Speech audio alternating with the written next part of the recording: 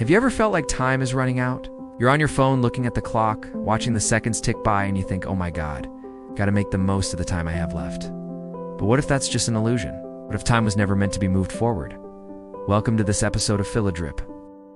But before we begin, let me ask you something. If clocks had never been invented, would you still be aging? Take a moment to think about that. If you look around, everything seems to be in a constant state of flux. People come and go. Seasons turn from summer to fall, to winter to spring again. Knowledges evolve, civilizations rise and fall. And we measure all of this change with time, a relentless tick-tock that never stops. But how do we know that time actually moves forward? We are taught that time moves in one direction, past, present, future. But is this a fact or just a belief? Let's take a step back and examine the nature of time. How do we experience it? We feel its passage through the changing of seasons, the graying of our hair, the deepening of our wrinkles. But these are physical changes, not mathematical truths. The ancient Greeks were among the first to question the nature of time. The pre-Socratic philosophers pondered whether time had always existed or whether it began at some point. Heraclitus famously said that you can't step into the same river twice, implying that time was always flowing and never repeating itself.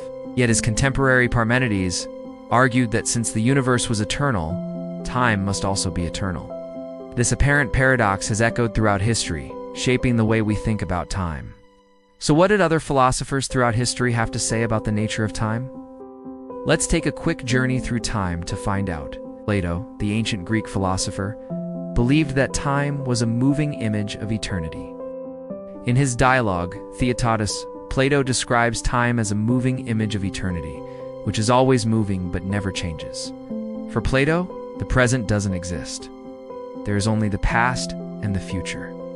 The idea that the present exists is a mistake, a failure to understand the true nature of time. Augustine of Hippo, the 4th century theologian and philosopher, took a different approach to Plato. He argued that the past and the future exist only in the mind. In his work, The Confessions, Augustine writes, "What is past is not, because it is past. And what is future is not, because it is not yet here. Only the present is real." For Augustine, the past is a memory and the future is a hope or expectation. But only the present moment is truly real. Bergson, the French philosopher, had a more phenomenological approach to time. He argued that real time is felt, not measured. In his book, The Duration, Bergson writes, "Time is the long river that flows from the past through the present to the future.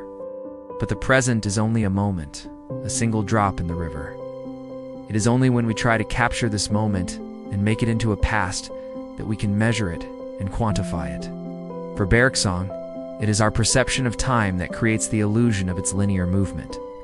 Nietzsche, the German philosopher, had a more radical view of time. He argued that time is cyclical and eternal. In his book, The Gay Science, Nietzsche writes, "If a man or a woman has ever loved you, you have existed for eternity. If you have ever looked up into the stars and laughed, you have lived for eternity."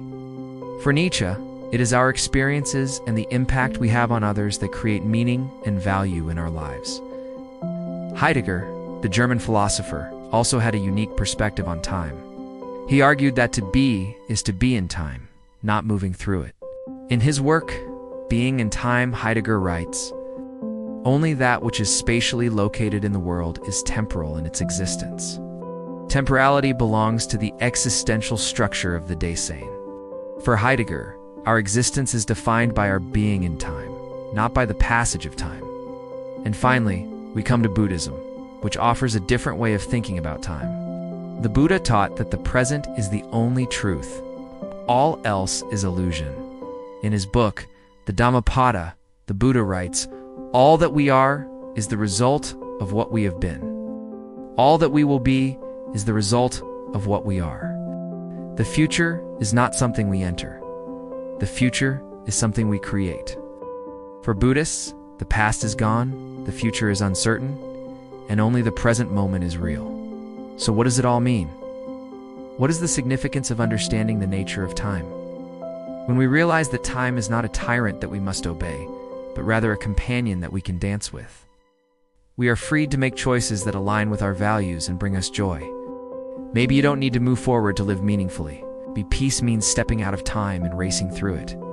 If time isn't real, maybe you're not running out of it. A wise soul once said, "You are not late. You are never supposed to be on time." Don't let the illusion of time control your life. Instead, use this knowledge to create a life that you love in the present moment. I hope you enjoyed this exploration of the nature of time. If you want to learn more about philosophy, make sure to stay tuned for new episodes every week. If you enjoyed this episode, please hit the like button and share it with your friends.